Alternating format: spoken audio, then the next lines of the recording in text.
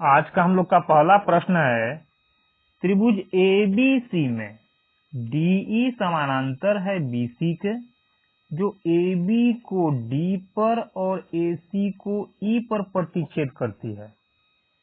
AD BD का अनुपातिक मान 2, 3 है और समलंब चतुर्भुज BDEC का क्षेत्रफल इतना है, तो ADE का क्षेत्रफल कितना होगा? क्या बोल रहा है? त्रिभुज ABC। तो सबसे पहले हम लोग त्रिभुज ABC बनाएंगे। बना लेते हैं। ये हो गया हम लोग का त्रिभुज ABC। ये A हो गया, ये कोण B हो गया, ये C हो गया। अब क्या बोल रहा है कि DE समानांतर है BC के, यानी कि इस BC के समानांतर एक रेखा खींचना है जो कि AB और AC को प्रतिच्छेद करता है। तो BC के समानांतर रेखा हम लोग खींच लिए ये। अब जैसे ही समानांतर रेखा खींचे तो ये समानांतर रेखा जो है AB को D पर काट रहा है, तो ये A ये B, तो इसको D पर काटेगा। और AC को, रेखा AC को, ये हम लोग का रेखा AC है, रेखा AC को कहाँ काट रहा है? E पर। ये हो गया हम लोग का, यानी कि नया हम लोग का आकृति बन गया। जैसे ही इसको मिलाए तो एक नया छोटा त्रिभुज बन गया, ये हम लोग का ADE। अब सबसे पहले इसको समझ लेते हैं कि समानांतर का मतलब क्या होता है, क्योंकि बोल रहा है कि BC के समानांतर ये खींचा गया है। समानांतर का मतलब वैसा रेखा, वैसी दो रेखा जिसको हम लोग कहीं तक भी बढ़ाएंगे ये दोनों रेखा एक दूसरे को नहीं काटेगी। ये तो हो गया। अब जैसे ही किसी त्रिभुज में आधार के समानांतर दूसरी रेखा हम लोग खींचते हैं, तो जो नया त्रिभुज बन करके आया, ये वाला हम लोग का, वो पुराने त्रिभुज का समरूप त्रिभुज कहलाता है। यानी पुराना त्रिभुज जो हम लोग का ABC था, वो त्रिभुज, और ये जो नया त्रिभुज ADE बना, वो हम लोग का समरूप त्रिभुज होगा। तो सबसे पहले इसमें देख लेते हैं कि दे क्या क्या रहा है। क्या बोल रहा है? AD अनुपात BD 2, 3 है। AD का मान कितना? तो AD का मान बोल रहा है कि 2 है। और BD का मान कितना? 3। B से D का मान कितना? अनुपात में 3 है। और क्या बोल रहा है? बोला समलंब चतुर्भुज BDEC का क्षेत्रफल इतना है। समलंब चतुर्भुज कौन है? ये हम लोग का आकृति जो है, ये BDE, ये B से चले BDEC, ये हम लोग का समलंब चतुर्भुज है।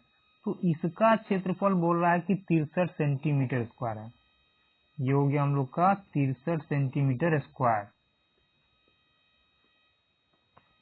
इसको हम लोग ऐसे देख लेते हैं। ये जो पार्ट हो गया हम लोग का, ये कितना एरिया ले रहा है? ये हो गया 63 सेंटीमीटर स्क्वायर। 63 सेंटीमीटर स्क्वायर इसका क्षेत्रफल है। बोल रहा है कि आप ADE का क्षेत्रफल ज्ञात कीजिए। अब इसका क्षेत्रफल कैसे निकालेंगे हम लोग? तो जहां से चलेंगे फिर वहीं, जहां से चले थे हम लोग फिर वहीं पहुंचेंगे। तो कहां से चले थे? तो सबसे पहले हम लोग चले थे कि हम लोग का त्रिभुज ABC पहले था। पहले क्या था? पहले हम लोग का त्रिभुज ABC था। पहले त्रिभुज हम लोग का ABC था, यानी ये बड़ा वाला त्रिभुज। जैसे ही BC के समानांतर खींचे, नया त्रिभुज बन करके आया। तो पुराना त्रिभुज नए त्रिभुज में संबंध क्या होगा हम लोग का? तो त्रिभुज ABC का क्षेत्रफल डिवाइडेड बाई त्रिभुज ADE का क्षेत्रफल बराबर क्या हो जाएगा? तो पुराना त्रिभुज क्या था हम लोग का? त्रिभुज ABC। तो AB का भुजा, पुराना वाला त्रिभुज का भुजा कितना था? 2, 3, 5 हो जाएगा, क्योंकि यहां से यहां तक 2 और यहां से यहां तक 3। तो AB का लंबाई कितना हो जाएगा? 5। तो AB का लंबाई किसमें? त्रिभुज ABC में। त्रिभुज ABC में AB का लंबाई डिवाइडेड बाई त्रिभुज ADE में AD का लंबाई 2। इन दोनों की भुजा का लंबाई का स्क्वायर जो आएगा, वर्ग जो होगा, वो क्या होगा, त्रिभुज के क्षेत्रफल का अनुपातिक मान होगा। जैसे यहाँ 25 आ गया और ये 4 आ गया, तो 25 क्या आया, 25 हो गया हम लोग का त्रिभुज ABC का क्षेत्रफल, और 4 हो गया त्रिभुज ADE का क्षेत्रफल का अनुपातिक मान। तो ये 25 और ये 4 अनुपातिक मान है किसका, त्रिभुज ABC और त्रिभुज ADC। यहां लोग लिख लेते हैं त्रिभुज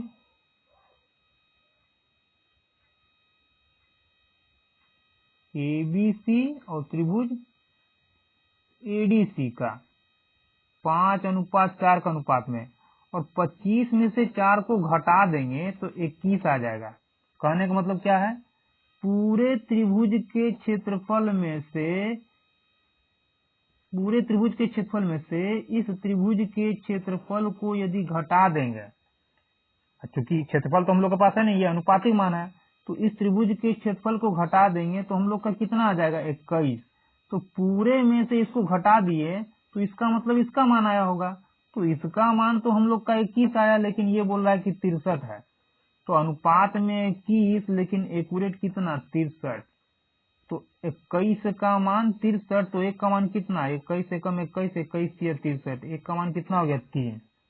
पूछ रहा है क्या कि त्रिभुज ADE का मान कितना होगा, तो त्रिभुज ADE का क्षेत्रफल कितना है, ये हम लोग का सेंटीमीटर स्क्वायर में है, तो एक का मान 3 सेंटीमीटर स्क्वायर पूछ रहा है त्रिभुज ADE का क्षेत्रफल, और त्रिभुज ADE का क्षेत्रफल का अनुपातिक मान 4 है, तो एक अनुपात का मान इतना, तो 4 अनुपात का मान कितना, एक अनुपात के मान से गुना कर देंगे, 4 या 12 सेंटीमीटर स्क्वायर हो जाएगा, यानी ADE का क्षेत्रफल कितना हो गया, option number D 12 centimetre square. हम लोग का अगला प्रश्न है, एक समबाहु त्रिभुज ABC की भुजा 6 सेंटीमीटर है। यदि 1 सेंटीमीटर त्रिज्या वाला एक वृत्त त्रिभुज के भीतर किनारों के साथ बना हुआ है, तो वृत्त के केंद्र का बिंदु कितनी सेंटीमीटर भुजा वाला समबाहु त्रिभुज का निर्माण करेगा। तो सबसे पहले क्या करेंगे, ABC एक समबाहु त्रिभुज बनाएंगे हम लोग। तो ABC एक समबाहु त्रिभुज बना लेते हैं।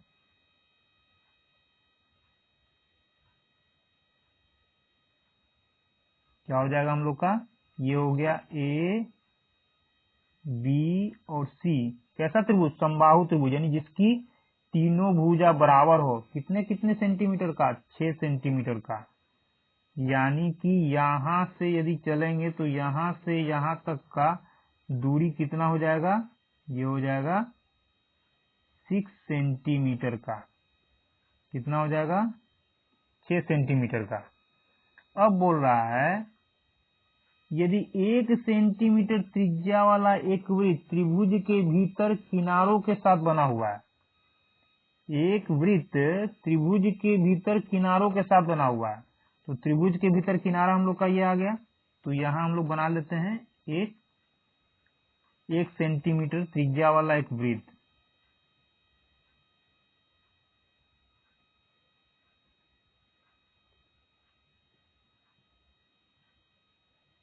एक वृत्त बना लेते हैं पहले।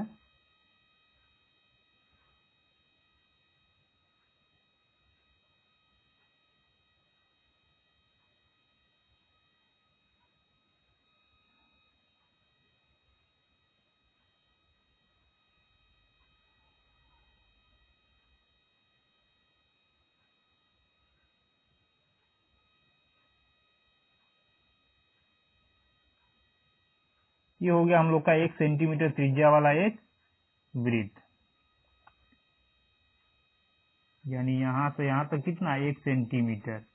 अब ये 1 सेंटीमीटर है तो यहां से भी 1 सेंटीमीटर ही होगा।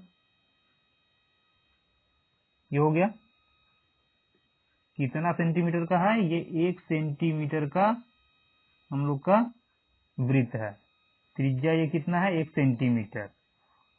अब पूछ क्या रहा है, मेन ये देखना है हम लोग को। तो ये हम लोग का वृत्त का सेंटर पॉइंट है, ये वृत्त का हम लोग का सेंटर पॉइंट है। बोल रहा है वृत्त के केंद्र का बिंदु, वृत्त के केंद्र यानी ये वृत्त के केंद्र का बिंदु कितनी सेंटीमीटर भुजा वाला एक त्रिभुज होगा, यानी कि यहीं से कितना, ये कितना दूरी पर है, ये केंद्र, वृत्त का केंद्र भुजा से 1 सेंटीमीटर के दूरी पर है। तो ऐसा ही हम लोग को भुजा तीनों तरफ से खींचना है। तो खींचेंगे तो कैसा त्रिभुज बनेगा, कितना सेंटीमीटर भुजा वाला बनेगा, तो खींच लेते हैं हम लोग।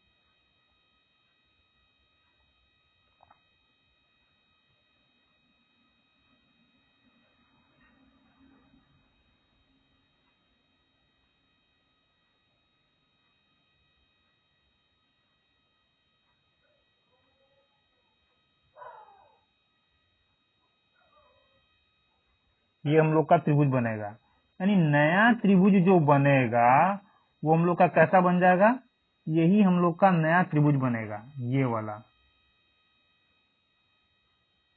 ये नया त्रिभुज बनेगा।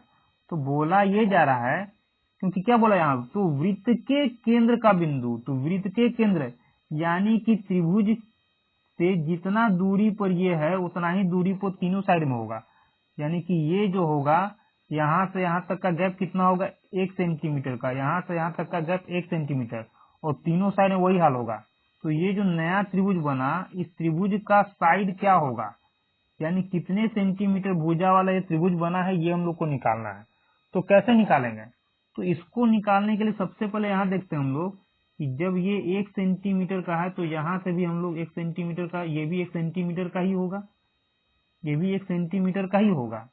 तो इसका मतलब क्या है कि नया जो त्रिभुज बना वो पुराने त्रिभुज का इतना ही भाग यूज कर रहा है,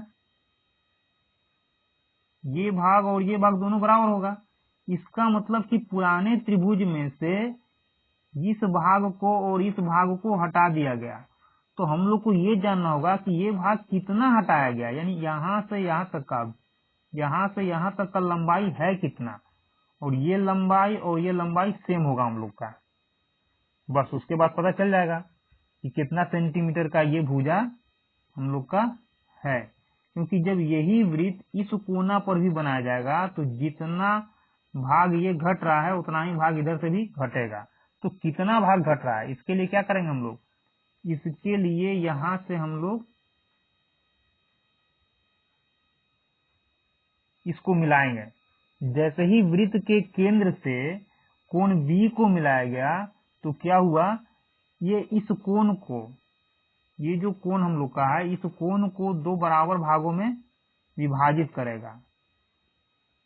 तो ये हम लोग का कोण कितने डिग्री का हो जाएगा, तो पूरा समबाहु त्रिभुज कितना डिग्री का होता है, समबाहु त्रिभुज हम लोग पढ़ चुके हैं कि तीनों कोण 60-60 डिग्री का होता है। जब तीनों कोण 60 डिग्री का होता है, इसका मतलब कि समद्विभाजित करने पर ये कोण हम लोग का 30 डिग्री का हो जाएगा, आधा होगा। ये क्या कर रहा है, 2 बराबर भागों में कोण को बांट रहा है, और यहां से लंब डाले हैं तो ये क्या हो जाएगा हम लोग का समकोण त्रिभुज। यानी इसको यदि अलग बना करके हम लोग देखें तो इस तरह से हम लोग को त्रिभुज दिखेगा। क्या दिखेगा, इस प्रकार से त्रिभुज दिखेगा हम लोग को। ये हो गया हम लोग का 90 डिग्री और ये हो जाएगा 30 डिग्री। ये 30 डिग्री है और यहाँ 90 डिग्री है, तो जब भी 30 डिग्री का कोण बनता है तो ये आधार हम लोग का √3 होता है, लंब 1 होता है और कर्ण हम लोग का 2 हो जाता है।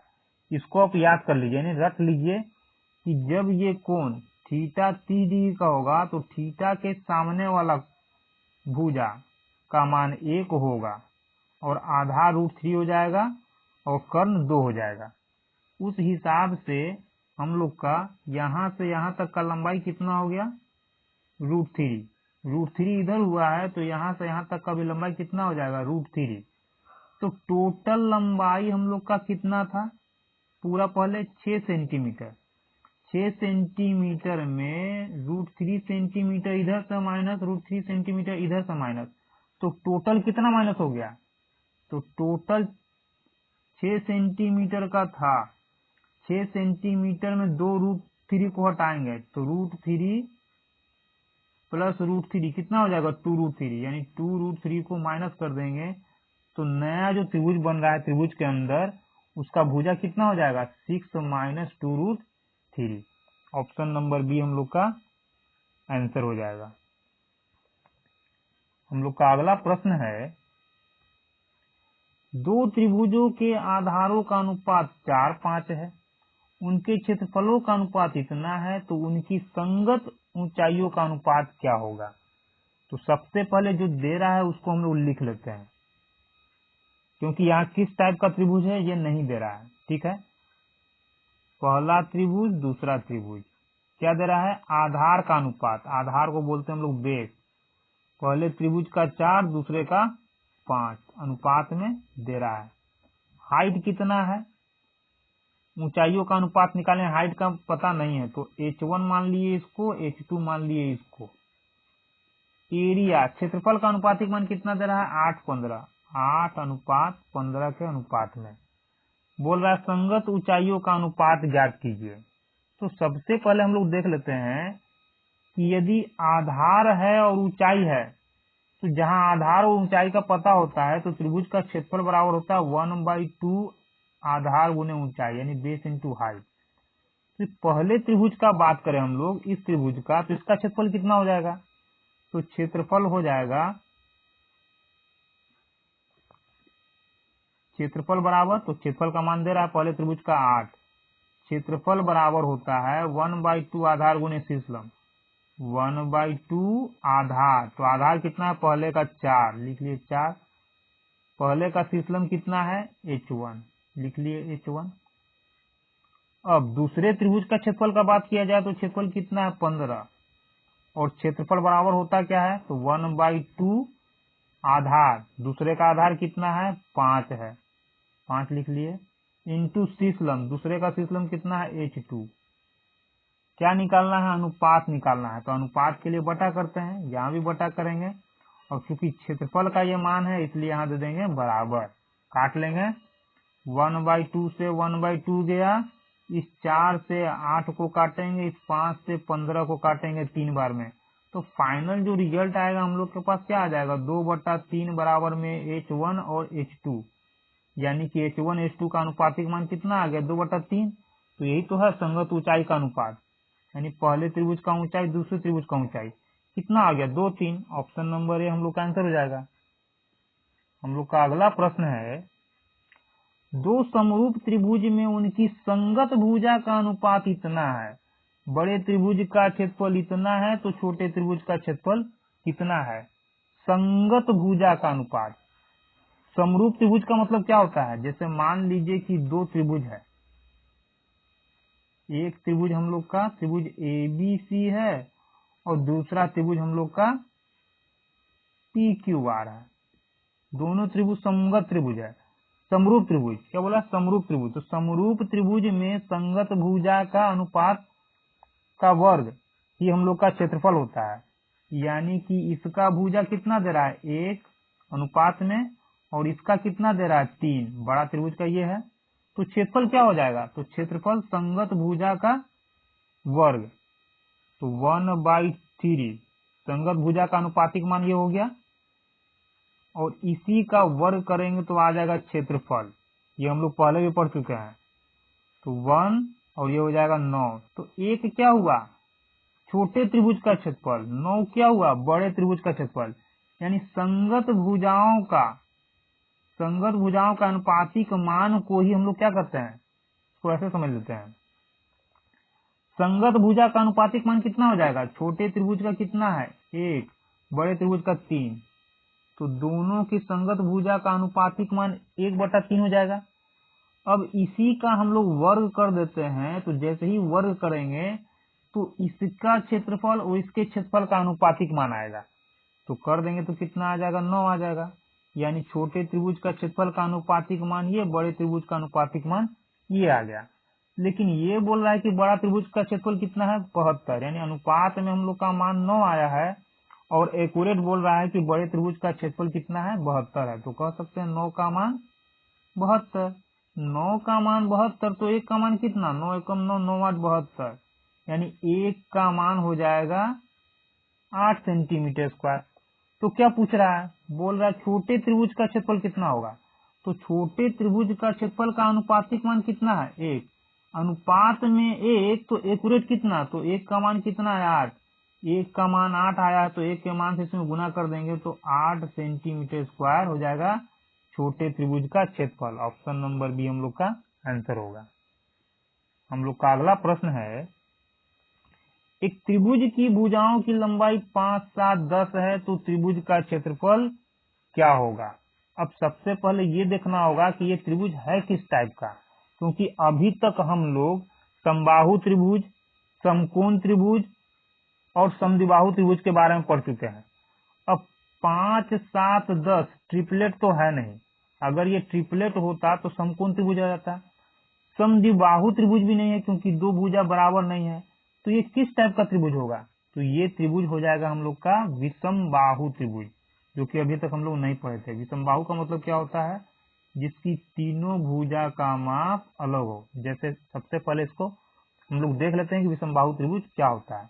तो विषमबाहु त्रिभुज में तीनों भुजा का माप अलग अलग होता है। तो मान लीजिए ABC हम लोग का विषमबाहु त्रिभुज है, तो कोण ए के सामने का भुजा हम लोग का स्मॉल ए होता है, कोण सी के सामने का भुजा स्मॉल सी और कोण बी के सामने का भुजा हम लोग का स्मॉल सी होता है। अब यदि त्रिभुज हम लोग का ABC विषमबाहु त्रिभुज है तो इसका क्षेत्रफल क्या होगा? तो विषमबाहु त्रिभुज का क्षेत्रफल बराबर होता है under root S into S minus B into में एस माइनस सी। लेकिन ये एस क्या है? तो एस बराबर होता है हम लोग का सेमी पेरीमीटर, यानी परिमाप का आधा। और परिमाप का मतलब क्या होता है? त्रिभुज का परिमाप का मतलब त्रिभुज के तीनों भुजाओं का योग। तो एक भुजा, ये हम लोग का बी होगा, एक भुजा, दूसरा भुजा, तीसरा भुजा, तो जोड़ देंगे ए प्लस बी प्लस सी। तीनों भुजाओं के योग का आधा हो जाएगा सेमी पेरीमीटर। यही होता है हम लोग का समबाहु त्रिभुज का क्षेत्रफल का फॉर्मूला। ये एस का मान तीनों भुजाओं के योग का आधा। हम लोग इस त्रिभुज का क्षेत्रफल निकाल लेते हैं। तो बोला त्रिभुज की भुजा की लंबाई 5, 7, 10 है। तो मान लीजिए कि ये हम लोग का 10 है, ये हम लोग का 5 है और ये हम लोग का 7 है। ठीक है, तो क्षेत्रफल बराबर क्या हो जाएगा? तो क्षेत्रफल के लिए एस का मान निकालना होगा। तो तीनों भुजा का योग कितना हो जाएगा? तो 5 ये 7 ये 7 5 12 12 10 22। टोटल भुजा का योग 22 आ गया। 22 का आधा हो जाएगा 11। क्या करना है? क्षेत्रफल निकालना है। तो क्षेत्रफल का फॉर्मूला क्या होता है? एस यानी सेमी पेरीमीटर कितना है? 11 इंटू एस माइनस ए, यानी 11 में से पहले भुजा को घटा देंगे। तो 11 में से 10 को घटाएंगे, 1 आएगा। एस माइनस बी, यानी 11 में से क्या करेंगे? बी वाले को घटा लेंगे। तो 7 को घटा लिए तो कितना आ जाएगा हम लोग का? 7 4 11। एस माइनस सी, यानी 11 में से ही 5 को घटा लेंगे, तीसरा भुजा, तो कितना आ जाएगा हम लोग का? 6।